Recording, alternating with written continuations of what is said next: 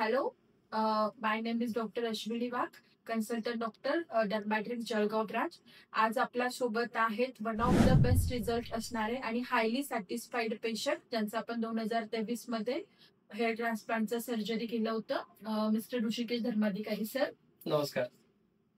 So sir, firstly तुम्ही मला आता असं सांगा की तुम्ही किती वर्षांपासून हेअर लॉसचा प्रॉब्लेम फेस करत होते आणि तुमची जर्नी कशी होती, म्हणजे ट्रान्सप्लांटच्या आधी आणि ट्रान्सप्लांट नंतर काय चेंजेस तुम्ही बघितले?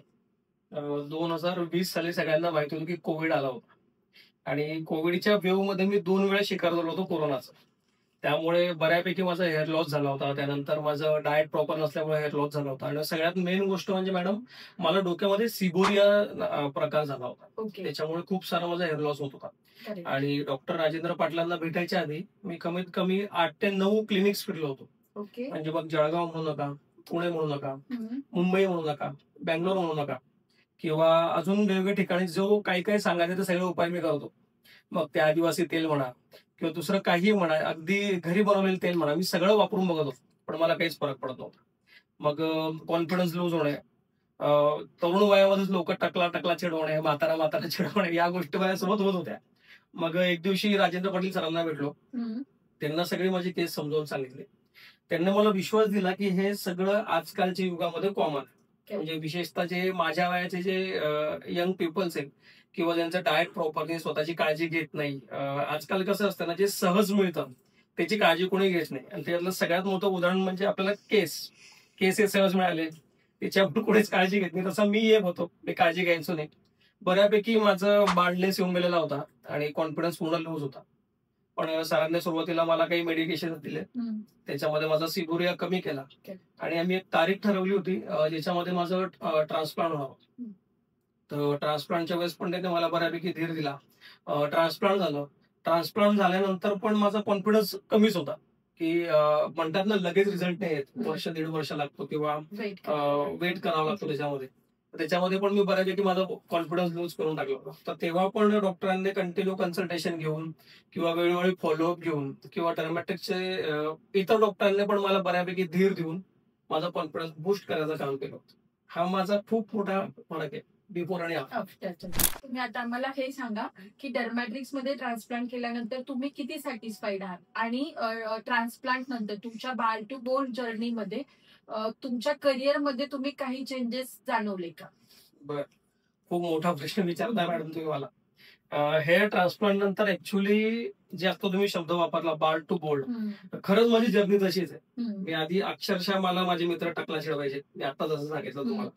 नंतर मी एक ऍक्टर आहे, मी काही वर्षांपासून सिरियल्स मध्ये मूवी मध्ये काम करतो आणि तुम्हाला तर माहिती असेल आमच्या करिअर मध्ये हेअर किती महत्वाचे.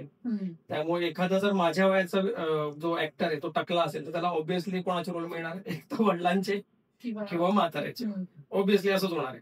आणि मला जर माझ्या एजचे, जे मी आता माझं जे वय आहे 30-31, त्या वयाचे जर मला असतील तर मला यंग दिसणं किंवा माझ्या डोक्यावर केस असणं हे फार महत्वाचं आहे. मग ऍक्टिंग स्किल वगैरे नंतर बघितलं जातात, तुम्ही कसे दिसता याच्यावरती सगळ्यात जास्त भर दिला होतो.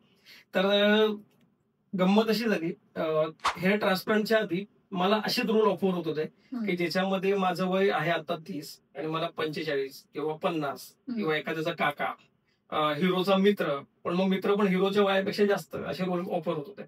पण ट्रान्सप्लांट नंतर फरक असा पडला की आता मला माझ्या वयाचे रोल मिळायला लागले. मी आता करंट मध्ये अशोक मामा नावाची सिरियल करतो अशोक सरपंच सोबत, तर मला बरोबर माझ्या वयाचा रोल मिळाला.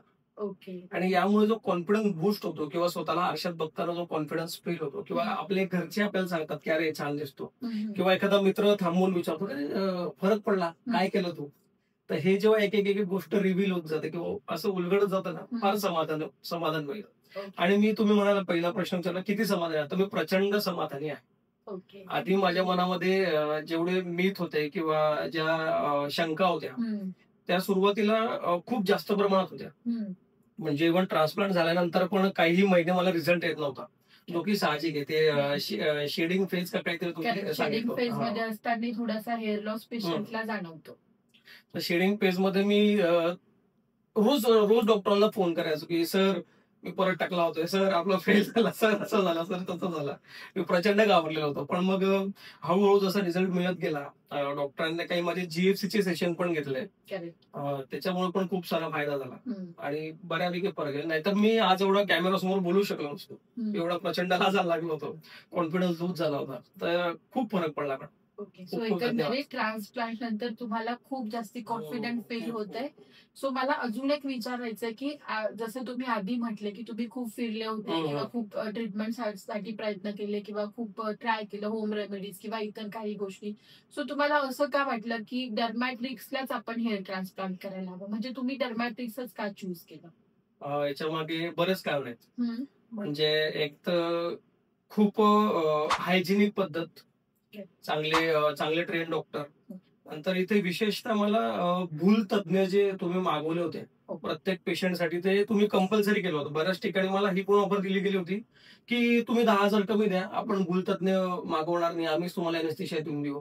किंवा इथे जी पेशंटची काळजी घेतली गेली अगदी पहिल्या दिवसापासून, मी जेव्हा नुसतं कन्सल्टेशनसाठी आलो होतो तेव्हा सुद्धा मला केअर सांगितली गेली होती की तुम्ही आमच्याकडे ट्रान्सप्लांट करा किंवा नका करू, तुम्ही या केअर करा, तुमचा हेअर लॉस कमी होईल, असं मला कुठल्याच क्लिनिकमध्ये सांगितलं गेलं. म्हणजे ना पुण्याला सांगितलं गेलं ना मुंबईला सांगितलं गेलं. मी इथे नाव नाही घेणार, पण मी बऱ्याच मोठ्या क्लिनिकमध्ये जाऊन आलो होतो. अगदी कोविड संपल्यापासून मी हेच काम केलं 2 वर्ष की मी जळगावचे क्लिनिक, मुंबईचे क्लिनिक, पुणे, बँगलोर सगळीकडे जाऊन आलो होतो. पण मला अशी जी प्रोसिजर आहे ती कोणीच सांगितली नाही. इव्हन तिथला स्टाफ पण आहे ना, त्यांना सगळ्यांना माहिती की हा पेशंट हेअर ट्रान्सप्लांटसाठी आलाय.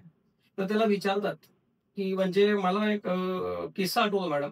ठाण्यामध्ये माझा जो ट्रान्सप्लांट आपल्या इथे सुरू होत होता, तर तिथल्या ज्या स्वीपर मॅडम होत्या, मी नुसता येऊन बसलो होतो. त्यांनी तिथं खूप एटिकेट्स तुम्ही पाळता, ते पण खूप चांगली गोष्ट आहे. आलेला त्यांनी मला विचारलं तुम्ही नाश्ता करून आलायत का, किंवा त्यांना सुद्धा आज ट्रान्सप्लांट आहे हे माहिती होतं, कोण पेशंट येणार हे माहिती होतं. आणि त्यांनी मला एक प्रश्न विचारला, तुम्ही आज हेअर वॉश घेतला का, की जो बऱ्याच ठिकाणी सांगितला सुद्धा जात नाही की ट्रान्सप्लांटच्या दिवशी तुम्ही हेअर वॉश घ्यायचा आहे. तर या ज्या काही गोष्टी ना, या मला तुमच्याकडे जास्त अट्रॅक्ट केल्या की डर्मॅट्रिक्स मध्ये का, एक तर रेट, एक तर हायजीन, चांगले ट्रेन डॉक्टर, अशा सगळ्या गोष्टींमुळे मी डर्मॅट्रिक्स कडे वळालो. सो डर्मॅट्रिक्स मध्ये सर्जरी केल्यानंतर तुम्हाला असे काय की पॉइंट जाणवले? बरेचसे मुद्दे मला त्यानंतर पण चांगल्याने केअर घेतली माझी. नंतर मला काही मेडिकेशन दिले होते, नंतर हेअर स्प्रे दिला होता, नंतर काही प्रिकॉशन्स सांगितले होते प्रत्येक हेअर ट्रान्सप्लांट झालेल्या पेशंटला करावेच लागतात. म्हणजे आणि सगळ्यात मोठी महत्वाची गोष्ट आता तुम्ही बोलला मॅम की बाकीच्या क्लिनिकमध्ये ना हेअर वॉश नाही प्रोव्हाइड केला जात. ते आपल्याला एका याच्यावरती लिहून देतात की असा हेअर वॉश करा. पण डर्मॅट्रिक्स मध्ये हा एक फरक मला जाणवला की त्यांनी मला प्रॉपर हेअर वॉश करून दिला. पहिले जे 2 हेअर वॉश होते ते माझे क्लिनिकमध्येच झाले. आणि नंतर मी असतो जळगावमध्ये, माझं हेअर ट्रान्सप्लांट झालं ठाण्यामध्ये. तर मग मी आलो जळगावला. पण मग नंतरचे जे काही जीएफसी सेशन होते त्यासाठी मला ठाणे जाणं परवडत नव्हतं. मग जळगावच्या क्लिनिकमध्ये माझे पुढचे जे काही जीएफसी सेशन होते ते इथे प्रॉपर झाले.